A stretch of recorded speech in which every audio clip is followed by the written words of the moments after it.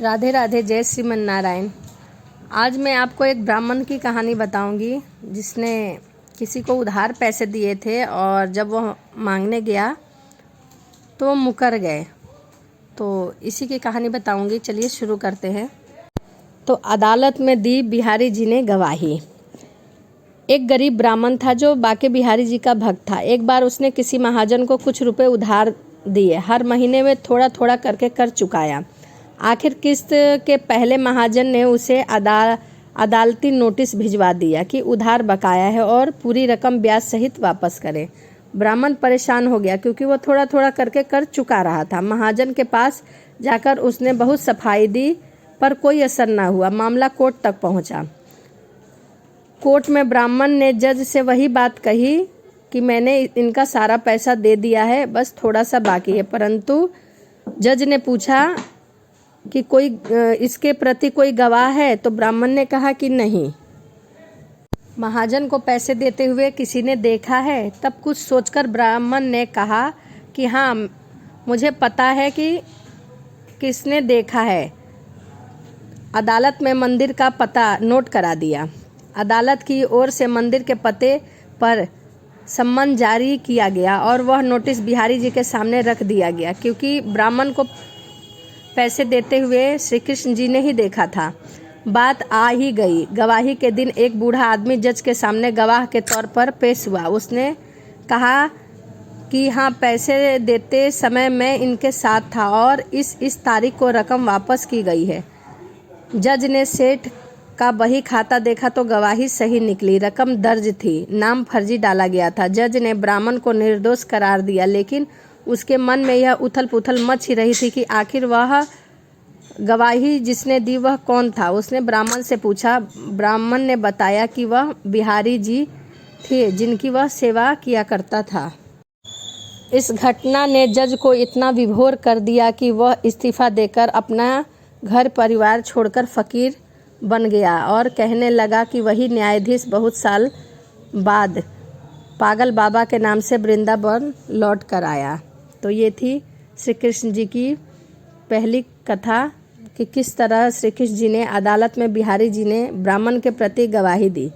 तो चलिए अब मैं इसी का दूसरा अध्याय, दूसरी कथा शुरू करती हूँ। बिहारी जी पहुँचे लड्डू खरीदने। यह एक कथा उस मंदिर की पुजारी की है। पुजारी हर शाम पूजा के बाद बाके बिहारी जी के बिस्तर के नीचे 4 लड्डू रख दिया करता था ताकि रात को भूख लगे तो बिहारी जी भूखा ना रहे और वह रात को लड्डू खा ले। एक रात पुजारी जी लड्डू रखना भूल गए। देर रात जब बिहारी जी को भूख लगी तो उसी दुकान में पहुंच गए जहां से पुजारी लड्डू लाया करता था। उस समय दुकानदार काम खत्म करके दुकान बंद ही कर रहा था कि बिहारी जी अपने मनोहरी रूप में दुकानदार से बोल पड़े, भूख लगी है, 4 लड्डू देना। दुकानदार ने कहा कि अब तो लड्डू बचे नहीं हैं, कल आना। बिहारी जी ने कहा, अंदर जाकर देखो 4 लड्डू बचे हुए हैं। दुकानदार को सच में वो लड्डू मिल गए जो पुजारी जी ले जाना भूल गए थे। दुकानदार ने लड्डू देकर बिहारी जी से कहा कि पैसे दो। बिहारी जी ने कहा कि पैसे नहीं है, तुम मेरे कंगन रख लो। यह कहकर बिहारी जी दुकान पर कंगन फेंककर वहां से तुरंत भाग गए। अगली सुबह मंदिर का गेट खुला हुआ था। बिहारी जी के हाथों में एक कंगन नहीं होने पर बात आसपास फैल गई। दुकानदार ने जब यह जाना तो कंगन लेकर मंदिर पहुंच गया और जब बातें बताई तो कहने लगे कि इसके बाद तो दुकानदार भाव विह्वल हो गया और बिहारी जी की भक्ति में लीन हो गया। तो ये बिहारी जी की दूसरी कथा थी कि किस प्रकार बिहारी जी लड्डू खरीदने पहुँचे। चलिए अब हम बिहारी जी की तीसरी कथा शुरू करते हैं।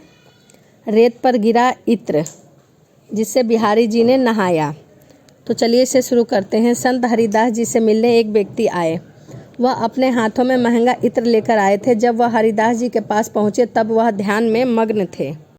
इन्होंने इत्र की शीशी हरिदास जी के पास रख दी और यूं उड़ेल दी जैसे कि वह राधा जी की मटकी रखी हो। हरिदास जी के पास इत्र लेकर आया हुआ व्यक्ति यह देखकर निराश हो गया कि इतना महंगा इत्र रेत में मिल गया। थोड़ी देर बाद जब हरिदास जी की आंखें खोली तो उस व्यक्ति ने कहा कि मैं आपके लिए इत्र लेकर आया था, आपने उसे रेत में मिला दिया। हरिदास जी ने कहा, दुख मत करो, जाके बिहारी जी के दर्शन कर लो। जब वह व्यक्ति बांके बिहारी जी के मंदिर में पहुंचा तो वहां वह देखकर चकित रह गया। पूरा मंदिर इत्र से सुगंधित हो महक रहा था और बांके बिहारी जी इत्र से नहाए हुए थे। इस चमत्कार को देखकर वह हरिदास जी के चरणों में लोटपोट हो गया। तो इस प्रकार श्री कृष्ण जी इत्र से नहाए। तो आपको यह कथा कैसी लगी कमेंट में ज़रूर बताइएगा। राधे राधे।